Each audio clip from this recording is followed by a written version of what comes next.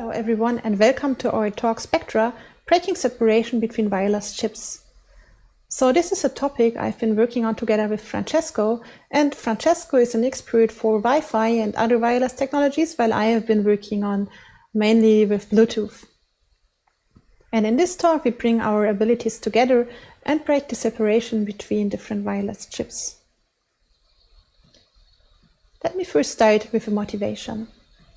So a while ago, I found a partial RCE within a Broadcom Bluetooth chip, and then later on, a student of mine, Jan, built Frankenstein, and with this, he actually found even more full RCEs within Broadcom Bluetooth chips. And now this is a cool thing, and I said like, yay, let me take my unicorn and tour the world and tell everyone like, yay, we have Bluetooth RCE and Bluetooth is insecure and so on. And then people said like, yeah, but you know, Bluetooth, it's like 22 years of expensive iterative development and it's indistinguishable from magic anyway. And yeah, we know it's insecure. We live with that.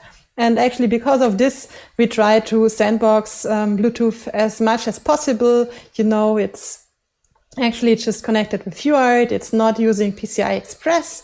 And also, can you pop calc with a Bluetooth RCE?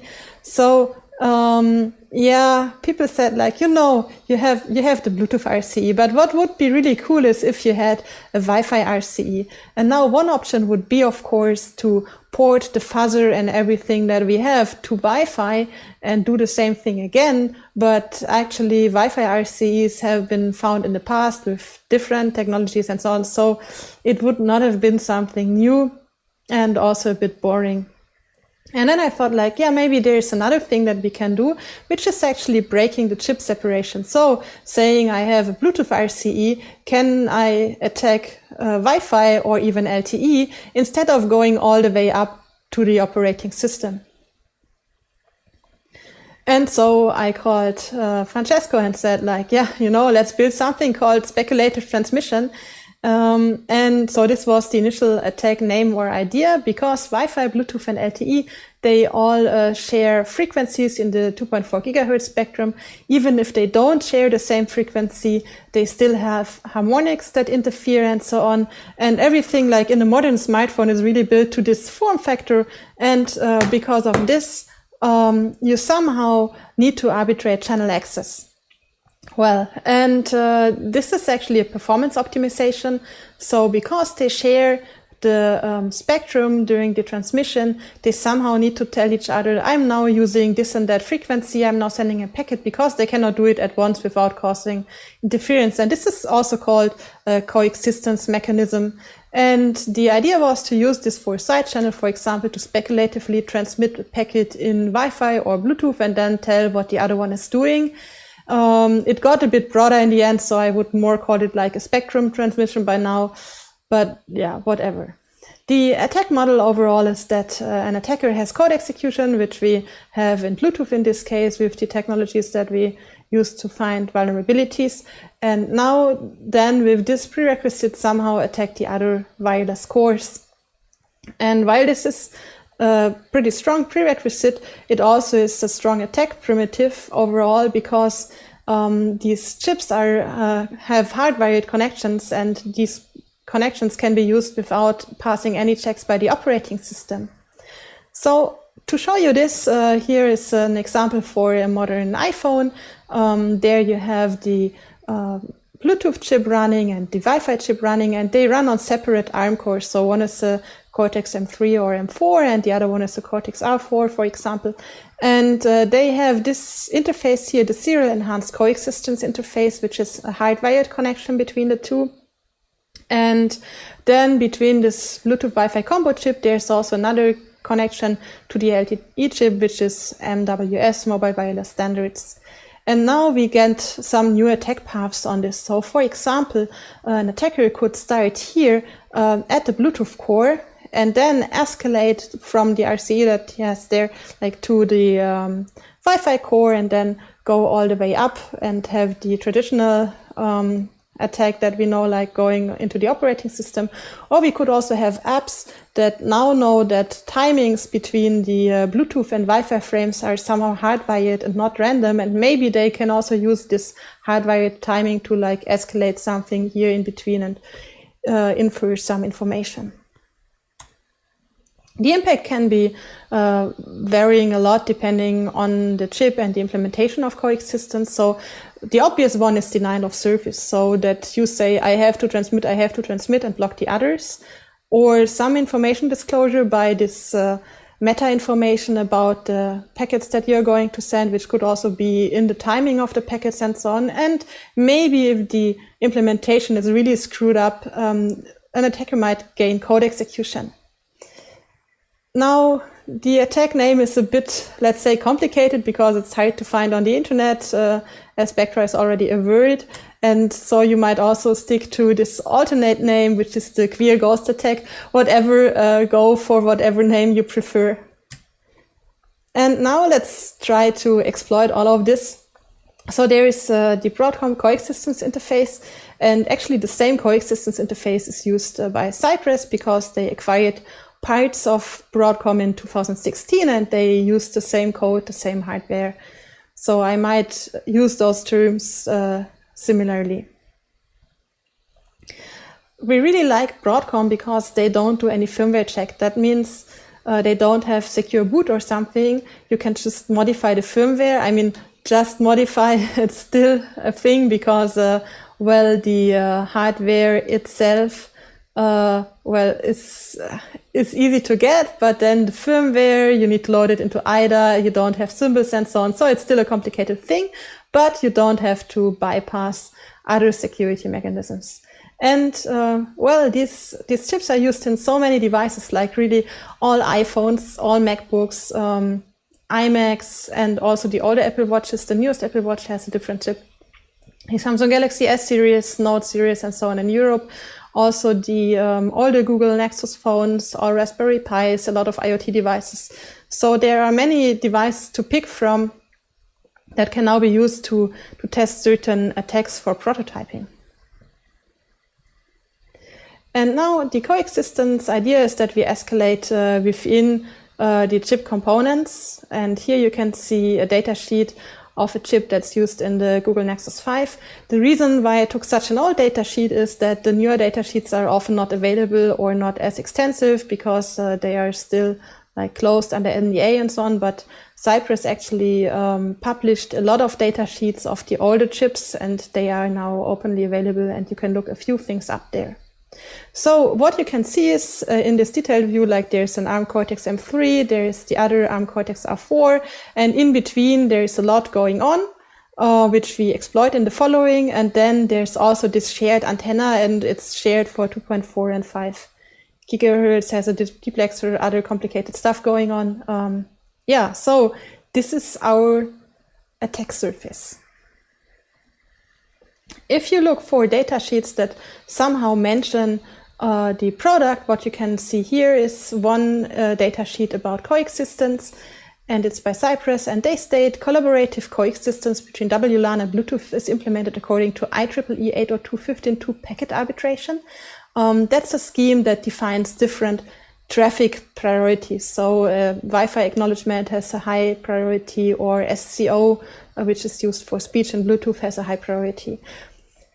And that's an old one. So many chips use it. It's not a thing that Cypress first thought of. But then Cypress continues with, and through Cypress Enhanced Coexistence Interface, ECI. ECI augments PTA by signaling by enabling exchange of additional information required for implementing more advanced collaborative coexistence methods. As a result, overall quality for simultaneous voice, video, and data transmission on an embedded system is achieved. And this is an important point because you cannot simply disable coexistence as to ensure more security. So if you disable coexistence, you are no longer able to stream a video over Wi-Fi and listen to it with your Bluetooth headset. So each of them gets stuck. First the stream stops and then the Bluetooth sound stops and so on. So you cannot just disable coexistence. And now let's look into the serial enhanced coexistence interface.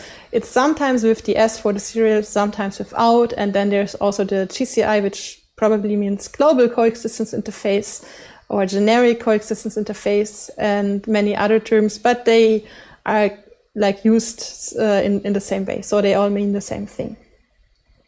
So the serial enhanced coexistence interface, that's used between the Bluetooth and the Wi-Fi chip. And now when we want to exclude any side effects, for example, by shared antennas, we really use those two separate boards, connect them with the serial interface. And the nice thing now is that we don't have any side effects and we can still observe everything that's going on this interface. So we don't need this for the attacks later on, but initially to understand what is going on in the enhanced coexistence interface, it really helps to look into it with a logic analyzer.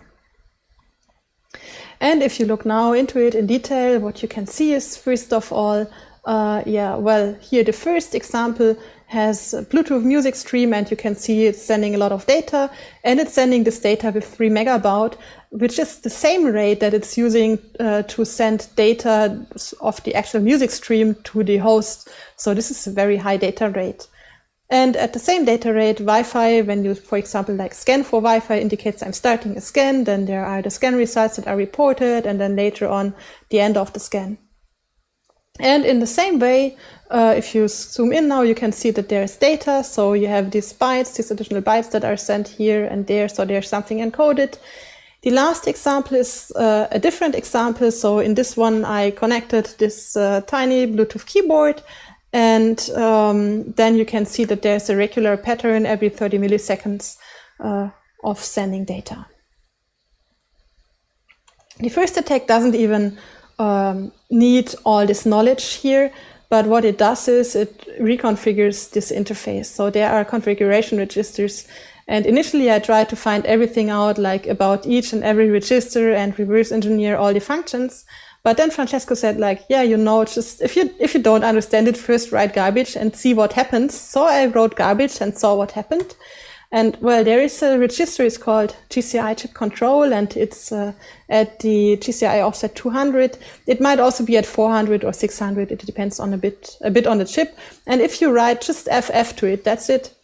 Then it crashes Wi-Fi. And in this setup with the logic analyzer, you can even see a voltage drop on the SEC-E line. And sometimes to recover Wi-Fi, you need to reboot a device multiple times, not just once. It's a bit strange, at least what I observed. And well, it causes a kernel panic quite often because Wi-Fi behaves so strange that it starts like spamming PCI Express. And like if the device is not rebooting, just the chip is crashing, then the chip crash log still contains a lot of invalid characters and stuff. So it really screws stuff up. Here's a demo of it. It's a bit accelerated because it actually takes a minute. On the left-hand side, you can see that I write to the register at offset 400. And at the right-hand side, you can see how Wi-Fi stops working immediately. So the ping stops, and then a bit later it reboots. And this is on an up-to-date macOS Catalina with a chip that was in the 2019-2020 models. And you can see that many devices are affected of this. So we reported this like a year ago, and it's still unfixed in most devices or most drivers. So I don't even know if it's like fixable on all of them. And yeah, I mean, it's just denial of service, but it's a very nice attack and very easy to test. And the only thing that they fixed is like that now you can no longer write over HCI to this register, but probably remote code execution would still be possible to write to those registers. And because this was a very promising start with all this coexistence stuff, Francesco started to look a bit more onto the Wi-Fi side. So how the D11 core is actually parsing all of this. So with this, I'm handing over to Francesco. Thanks, Jiska, for introducing this part of the talk. Let's start describing the Wi-Fi chipset developed by Broadcom. We see here it evolved in the last 2 decades from a soft Mac to a full Mac implementation. Operations previously performed on the Linux host at the top are offloaded today by an intermediate ARM core. Interestingly, real-time operations are still managed by the same low-level piece of hardware that did not change much in 17 years. No matter it is an 11B card from 2003 or a state-of-the-art 11AX chipset, time-critical operations are managed by the same D11 microcontroller that coordinates all these small blocks, like phi, radio frequency, and DMA. While they claim they switched to full MAC to handle high-throughput features more efficiently, this switch also allowed the manufacturer to better hide driver internals inside the ARM binary code. Let's have a closer look to the low level. Here the D11 microcontroller runs a microcode that is a short piece of software made of 8-byte instructions dedicated to manipulating bits and testing hardware conditions. This is some code from the main loop that checks if the phi started receiving a preamble, useful for analyzing a packet while being received, or if the current reception is terminated, for deciding whether or not to push the frame to the upper layers. This one is extracted from the code that schedules the transmission of an acknowledgement. We see the preparation of the reply frame that starts with B4 as usual. The toolchain for the Ucode was created by Michael Buech in 2007, and we incorporated it inside our Nexon project, and we periodically update it by adding instructions when a chipset is introduced if it comes with new specialized instructions. As spotting the Ucode in the ARM binary blob is easy, we can modify it adding customized parts, as we will see later. The D11 CPU coordinates several blocks. First of all, it controls the transmission and reception engines, it manages channel access by scheduling transmissions, and decides which received frames should be pushed to the ARM core. It can configure the phi and the radio, and it does so by running the Ucode that is loaded to Ucode memory by the ARM firmware at every initialization. D11 has access to limited memory called shared memory, up to 8 KB, where it keeps its configuration and its state variables. D11 can also access indirectly the ARM memory, where packets ready for transmission are queued, so that it decides which packets can be transmitted or aggregated. D11 is equipped with several general-purpose timers that can be used in modern platforms for measuring time of flight, and with many different interfaces for talking to other parts of the chipset, like the SECI interface. During the years, it turned out to be a pretty flexible architecture. We demonstrated frequency hopping, time division multiplexing, LTE coexistence, and so on and so forth. In general, we used it as a research platform for anticipating features that were lately added by the manufacturer on its own. Let's now talk about the D11 coexistence interface. There are quite a number of registers dedicated to this interface. There is a 64-bit buffer that Ucode polls every 1.25 milliseconds, that is the minimum Bluetooth connection interval, for checking whether new messages came from Bluetooth. Such messages include timing indications from Bluetooth that tells to Wi-Fi, "Hey, I'm doing something for this amount of time," and they also include the type of event which we used for our attacks. There are countdown timers where Ucode copies the timing received from Bluetooth for deferring Wi-Fi operations. And there is a Bluetooth transmission control register in red that is used by Wi-Fi for telling Bluetooth, "Hey, stop, I take control of the channel, wait until I grant you access again." We also use this register for our attacks.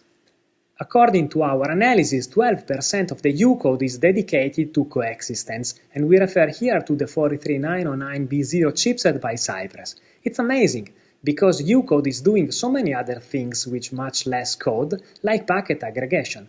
Probably coexistence takes a lot of room because of its complexity. With the help of an external FPGA, we measured the jitter of the Wi-Fi to Bluetooth SECI line. We modified the Ucode in a couple of boards, and we programmed them to transmit SECI messages when receiving the same beacons. Jitter turned out to be Gaussian with a 200 nanosecond deviation, which makes it perfect for Bluetooth coexistence. So what about grant-reject scheme? For studying the SECI protocol, we focused at first on the grant-reject counters that are kept by the Bluetooth firmware and that we can collect by using vendor-specific HCI commands. Every time the Bluetooth has something to transmit, it checks the last grant indication received from the Wi-Fi, and if access is granted, then Bluetooth transmits and increases the grant counter, otherwise it increases the reject counter. In this scenario, we are watching a movie that we download over Wi-Fi, listening audio over a Bluetooth headset.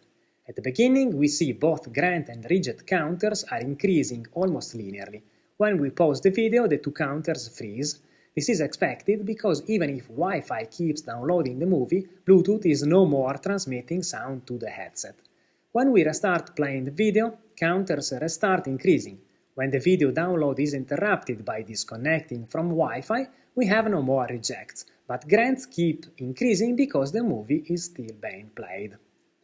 To prove that Wi-Fi can really harm Bluetooth and take control of the wireless channel in a selfish manner, we added to Ucode a few lines that check if a magic UDP killer packet is received. When that happens, the Ucode stops transmitting grant messages to Bluetooth. You see this happens at 2.6 seconds when there are no more messages in the green diagram. From there on, we cannot hear sound from headset, that means Bluetooth keeps being rejected. And we also found that if the forced pause is short, then audio restarts immediately when we transmit the magic UDP bring to life packet, otherwise Bluetooth needs to reconnect the headset. We tested this both on a Nexus 5 and on development boards from Cypress. This experiment clearly demonstrates that a denial of service attack from the Wi-Fi side against Bluetooth is really possible. Let's take a closer look now at the messages that Bluetooth sends to Wi-Fi and if we can use such information for an attack. These are the SECI time diagrams when we have a keyboard connected over Bluetooth.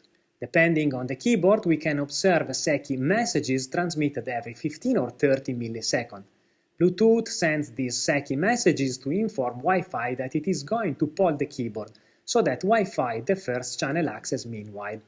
In this diagram, Wi-Fi is idle, so there are no reject messages from Wi-Fi. This is what happens when somebody is actually typing on the keyboard. At the bottom we have the periodic sequence of SECI messages we saw before, one poll every 30 milliseconds. On top we have the key presses sniffed by Wireshark when capturing from the Bluetooth interface. As we are typing with moderate speed, each key press is separate from the others, and we can also see the Bluetooth message with key release following each key press. In between we can see the HID data captured by Wireshark with the specific event ID that represents a key press. Below we see the SECI messages that we filtered on the Wi-Fi chipset by selecting the same message type. This demonstrates that at the Wi-Fi side we can easily distinguish SECI messages related to key presses. So the bottom line is that this clearly demonstrates that having access to the Wi-Fi chipset is enough for measuring key press timings with very accurate resolution. And we know that in some cases, with the help of some artificial intelligence or classification technique, this is enough for guessing what a user is typing. We hence believe that without any further protection, the SECI interface can be used for mounting side channel attacks, and we requested a CVE for reporting the associated vulnerability. So, Jiska, the ground is yours again. So, as Francesco has shown, it is possible to attack Bluetooth via Wi-Fi with some very simple coexistence mechanisms that might be present in many other coexistence protocols and just concern something like packet timing. However, there's one thing in the datasheet called WLAN Ram Sharing which we still didn't talk about. And I would call it the effect of when you spend too much time looking for side channels, like you dig everywhere, like here and there and there and there, but then you miss the one big thing, which is the WLAN Ram Sharing. So it is actually here, so you can see like somewhere between Bluetooth and Wi-Fi there is this connection, and there are actually two arrows for whatever reason, and they only go in one direction for another reason, and well, it's a bit weird, and there is nothing else written than this. So I was like, okay, I want to find it. Where is it? Where is this shared RAM? So where is it? Well, then I started looking in the Vice Studio, and the Vice Studio has like a few symbols for the Cypress boards that also include registers, and nothing called WLAN, Wi-Fi, whatever, also not in the coexistence registers, everything empty. But then in the studio, there's also one combo chip, which is actually in a MacBook Pro as well. And this one has slightly different symbols, so I didn't look into this one at first. And it has a couple of functions that are called WLAN buff something, sometimes with 1F, sometimes with 2F, so very consistent. And then there is one function that actually is writing some stuff into a register in an area starting here a bit higher, 680000, and then it's writing a word called Cafe Babe hex, and then afterward it reads and so on, like doing this in a certain manner. If you don't do it exactly this way, but just random, so to say, sometimes the Bluetooth crashes while doing this, but overall you can see some data. So I had like the impression I might be in as soon as I was seeing something called 802.11 something in the strings that I got from this area. But that was on a Samsung Galaxy S8, and then I was like, okay, can I get it working on more devices and so on? So I continued testing. So what you do is not just reading then, but obviously you start writing garbage. So this method once again proved very successful. And the best thing is that a couple of devices actually produce a Wi-Fi crash log. So when they crash, you would even get an image of the RAM. And this part even contains the shared RAM. And then you might be able to infer some packet pointers. And through those function pointers and stuff, and with the function pointers, you're actually able to set, for example, the program counter. So you can now write data, execute data, set a program counter and stuff like this. So you have, code execution.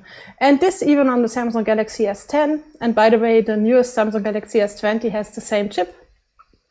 So this should also work on them. Yeah, so finally code execution within Wi-Fi via Bluetooth. And well, now you might say, okay, on which devices does it work? So here's a demo on the most recent MacBook Pro. You can see it's a one-liner. I just write this one branch instruction actually within code. So this time I'm not overwriting a function pointer, but I really write code. And then you have a crash log that actually indicates that the program counter is there, and you can even see Wi-Fi restarting on top. And this video is in real time, so this is a super fast, super easy attack on the left-hand side on Bluetooth, on the right-hand side on Wi-Fi. That's it. So there is no separation. And the devices on that it works are really a lot. So initially I found the symbols on a MacBook Pro 2016. Sadly, I don't have that one with me, so I only have a ROM dump of it, so I couldn't test it, so that's why there is still the dot. Then there is the data sheet of the Nexus 5, which indicates that there is this sharing, even though I didn't find a shared RAM region on this one. So this is a bit weird as well. But I mean, maybe I just didn't find it and maybe it's still vulnerable. I don't know.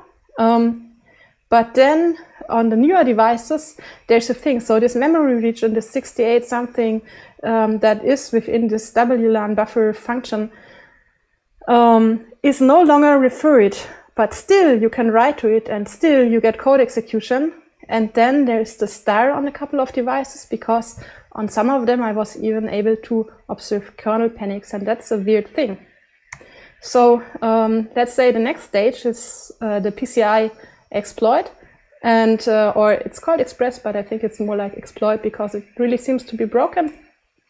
And so when you write random stuff to that shared memory, what happens is that you get a lot of crashes. So this one is on another very recent MacBook Pro chip.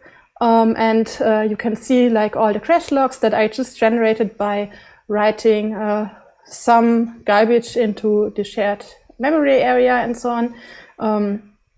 Most of the time you would get into those in a certain amount of function that, for example, like this 16E093 one, because this is probably doing some memory check or something, and then this check fails. But then you might even get the program counter under control again. And then there are a lot of other funny, weird stuff, like failed to create a debug ring. This is, I think, during firmware initialization when something breaks there. and then even some kind of bit flip stuff all broken within this PCI Express communication probably. And so you might even get a bit more out of this. So I would call this like the most stupid fuzzer I ever wrote, because it is really not doing much.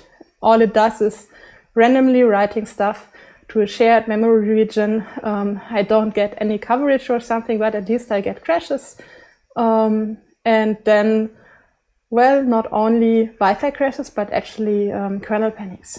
And those kernel panics were like on the Samsung Galaxy S10e, but only if I had Android 9, and then also on the iPhone 8, on iOS 13, the iPhone 6 on iOS 12, and so on. Then even another macOS issue, but I think this one is just within the Bluetooth driver, so different one. And this is really fun. So here you can see it on an iPhone 6. The first thing that happens is, again, Wi-Fi disconnects, and then you would see again the reboot and so on. And definitely a different type of kernel panic. And this just proves how bad these drivers are even those days. So even after they have been exploited a couple of times, there are very simple bugs, very easy to reproduce with this method, that immediately kernel panic devices. So there is still room for improvement.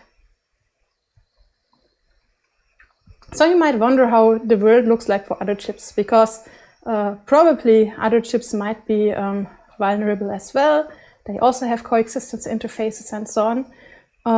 And well, there is one trick as a reverse engineer, because as a reverse engineer, you would read specifications backwards, of course. And if you read the Bluetooth specification backwards, so you go to the very last page, which just, it only has the Bluetooth logo, and then the second last page. So this is the second last page, as you can see. You can check it out. And it's about the wireless coexistence interface 2, which is MWS and so on. So the mobile wireless standards, which is coexistence with LTE. So this one is again just a very simple serial protocol for hardwired coexistence, as the stuff that Francesco was showing to you, but this time for LTE. Yeah.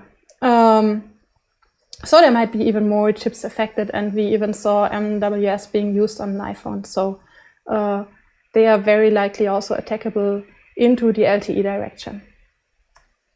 And well, I think almost everyone has proprietary coexistence features, and a couple of vendors also mentioned them briefly in their data sheets. So we asked Broadcom if we could also include other wireless manufacturers into the responsive disclosure process. And they said, yes, we can. So this is actually a very nice thing, because usually they were like, yeah, let's do this like slow and stuff and so on, right? But this time they were like, yes, include others, because others might be vulnerable, and that's very nice of them. And then a couple of manufacturers replied like, yeah, no, we are not vulnerable to this, because they don't even separate wireless cores. So the idea is they just have one core, and on that core they have like Wi-Fi, Bluetooth, or Bluetooth Zigbee, whatever, running at once. So you might say, yeah, by definition, you cannot escalate between those, because they are already equivalent in terms of code execution. But something that is still interesting are those operating system-based side channels. So when suddenly timings between Wi-Fi and Bluetooth both depend on the very same chip, and not just on some random collisions over the air, there might still be predictable stuff. There might still be stuff that you can influence from higher layers. So as a summary, what we achieved with the Spectra attacks so far is that if you have a Bluetooth RCE on a Broadcom chip, you can actually cause Wi-Fi driver kernel panics of different kinds. You can also get some information about the shared RAM, so you have information disclosure, and we have code execution. And in the opposite direction, if you have a Wi-Fi RCE, you can start attacking Bluetooth with denial of service, and also get information disclosure via key press timings. If you have further questions, there will be a Q&A afterwards, and of course you can also write emails to us or ask me on Twitter. Thanks for listening. Hi. So thanks for tuning in. I've already seen quite a lot of questions in the chat window. And what I want to add first is that I tested things again on the most recent iOS 13.6 and also Catalina 10.15.6, and it's still unpatched. So I guess it's like unfixable because it's very low in the hardware. The only thing that I fixed is that you can no longer send certain HCI commands to write RAM from the operating system into the chip, but this is something that you can bypass if you are root, and it doesn't like help anything against code execution. Then there's another question that might also be for Francesco, which is if we can explain a little bit more how the side channel measurement works from the Wi-Fi side of the chip.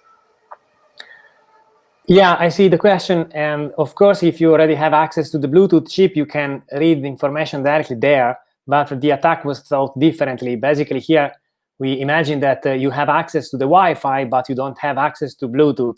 And so you can use the information that are provided to Wi-Fi for inferring the timings that are actually only available to Bluetooth. So in this case, if you have this modified Ucode, which would be absolutely not detectable from the host, so you can monitor these Bluetooth timings, and you can actually transmit this information directly from the Ucode into a Wi-Fi frames without nobody understanding that you are doing this. So I hope this explains better the kind of attack we were thinking about. Yeah, then there's another question, which is like if these attacks can be done remotely, and they need to be changed. So we have changed. So we have Frankenstein, for example, to do some fuzzing and to find over-the-air remote code execution within Bluetooth, and then we can chain this. And so Frankenstein is something that we are going to present next week at Usenix if you want to see it. So this is kind of part 1 and part 2 of the research. And another question in the chat was if you have a different RF front end. So let's say if you have different RF front end for Wi-Fi and Bluetooth, if that prevents the attack. And now the issue is that a smartphone is like really, really small and it has nearby antennas. So even if you have like 2 antennas that are nearby, they interfere. And because of the interference, you actually have to make this. So if you don't want to have performance impact, you still have to do some packet-based decisions, and that is something that you would do over a serial line. So that means even between different vendors with different RF front ends, there are serial enhanced coexistence protocols just under different names and so on. And yeah, then someone asked like if the newest Android and so on would like help against those issues. And I don't think that you can do much from an operating system side. So it's like really something within the hardware, and that needs to be rebuilt in the hardware design.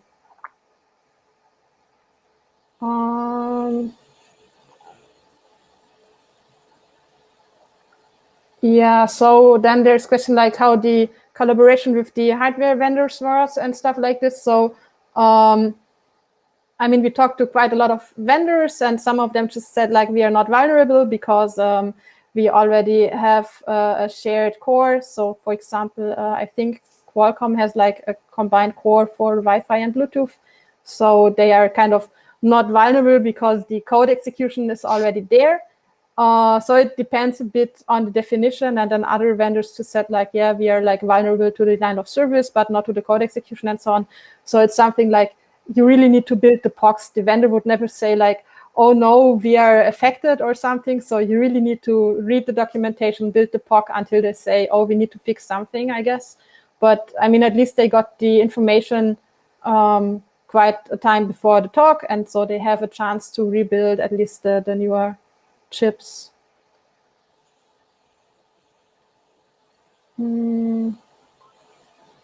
Now someone asked which kind of other devices are vulnerable. So I mean, everything that has like Bluetooth and Wi-Fi, it really depends. I mean, for Broadcom, I can say that like some smartwatches have it, but it's a bit random. I mean, nobody really writes which chips are in which devices. I think that Apple has like 25% of the chips that Broadcom sell or something go to Apple. But I mean, there are other vendors, other devices. It's hard to tell.